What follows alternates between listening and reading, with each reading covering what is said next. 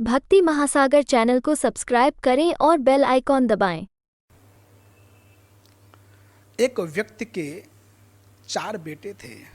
महा इंटीरियल गांव में रहते थे। चारों बेटे मूर्ख थे। उसने सारी दौलत जमा की, किसी बेटे को पढ़ाया नहीं। जब मौत का वक्त आया तो जोर जोर से जारो कतार रोने लगा। चारों बेटे इकट्ठे हुए और बोले, क्या हुआ पिताजी? तो बोला, बेटा मैंने दौलत कमाई, संपत्ति बनाई, सब कुछ किया, पर मैंने अपने लिए कुछ नहीं किया। न दान किया, न सत्संग किया, न कोई धार्मिक अनुष्ठान किया, न मंदिर बनवा पाए। बेटे मैंने बस सोने का ढेर जमा किया, न तुम लोगों को पढ़ाया। अफसोस मुझे इस बात का है, जब मैं भगवान के पास पहुंचूंगा तो मेरा क्या होगा, मैं उसको क्या जवाब दूंगा। बेटे बोले, पिताजी चिंता मत करो, हम लोग हैं ना। बाप बोला, तुम लोग तो यहीं तक हो ना, वहाँ कौन है? बेटा मेरी एक वसीयत है, उसे मेरे मरने के बाद पूरी कर दोगे क्या? बेटे बोले, पिताजी बताइए क्या वसीयत है?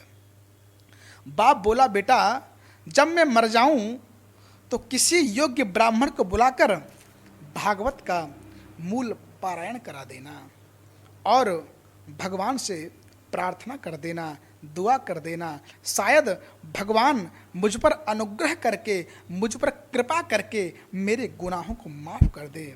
बेटों ने कहा, पिताजी हम आपकी वसीयत पूरी करेंगे। मरने वाला मर गया।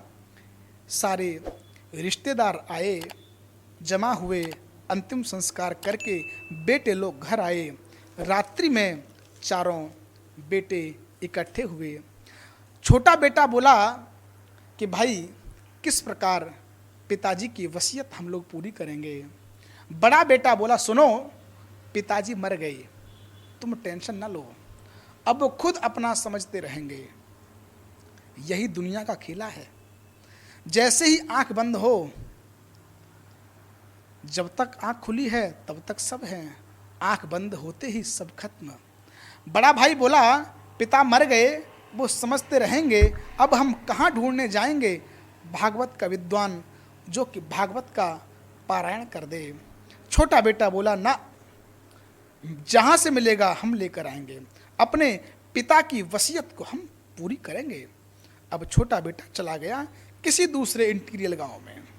वहाँ घूम रहा था तो एक भिखारी भीख मांग रहा था।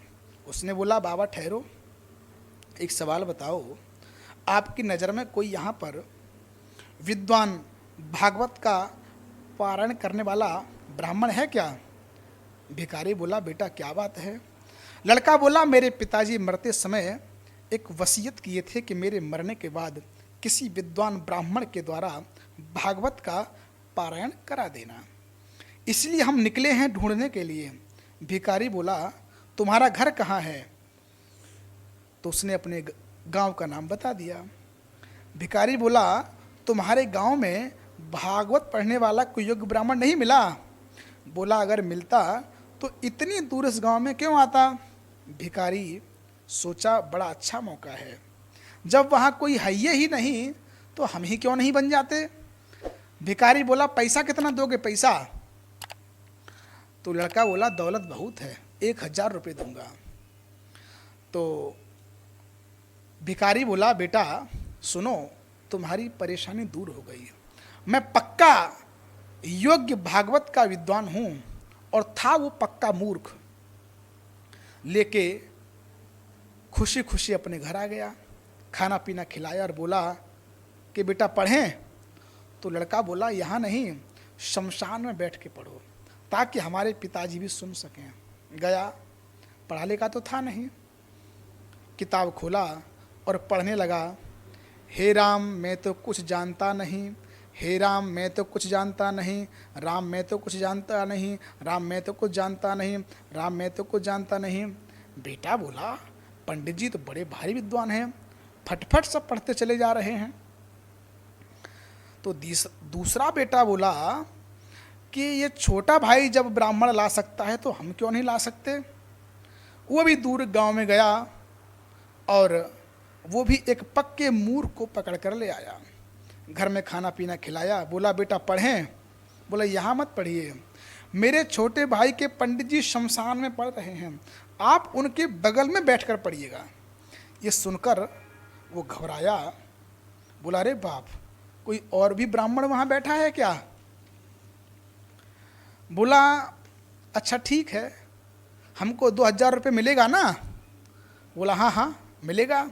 तो सोचा अगर वो विद्वान हुआ, असली ब्राह्मण हुआ, तो 1000 रुपये उसको घूस दे देंगे, 1000 तो बचेगा।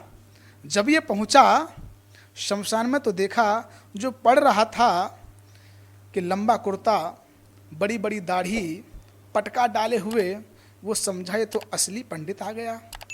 ये जाके बैठा, दोनों भाई खड़े हो गए, बोले पढ़िए। वो बोले तुम लोग जाओ, हम पढ़ते रहेंगे।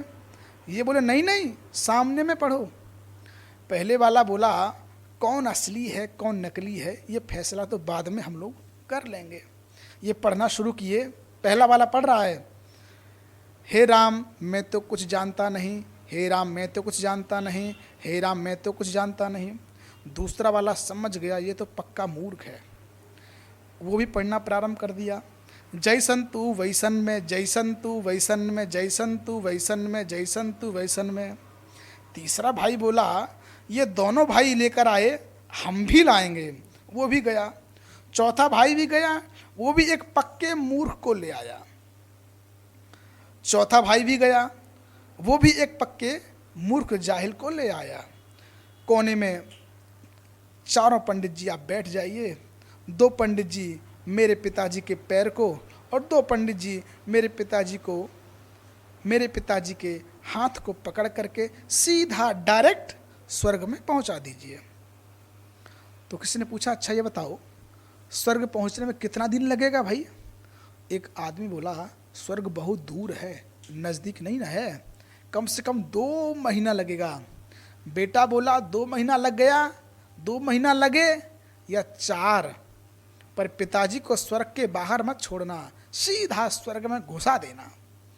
पहले वाला पढ़ने लगा, हे राम मैं तो कुछ जानता नहीं।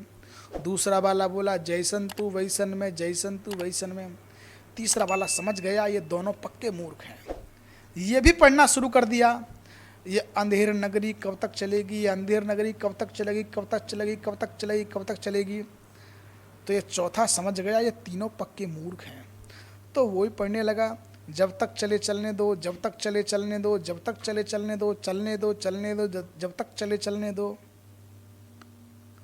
हर घर में गीता, भागवत, रामायण होना चाहिए।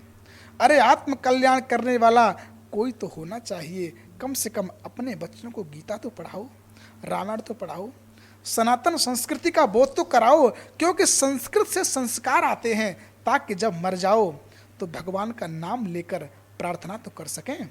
नहीं तो प्रार्थना कौन करेगा।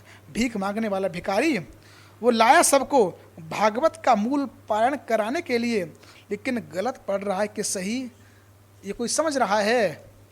क्यों? क्योंकि तुम खुद नहीं पढ़े हो। अगर पढ़े रहोगे तब न पकड़ोगे गलत पढ़ रहा है कि सही।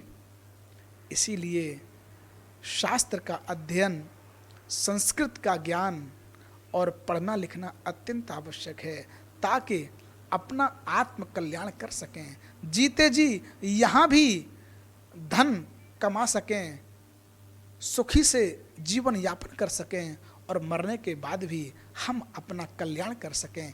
इसीलिए पढ़ना लिखना बहुत जरूरी है। भक्ति महासागर चैनल को सब्सक्राइब करें और बेल आइकॉन दबाएं।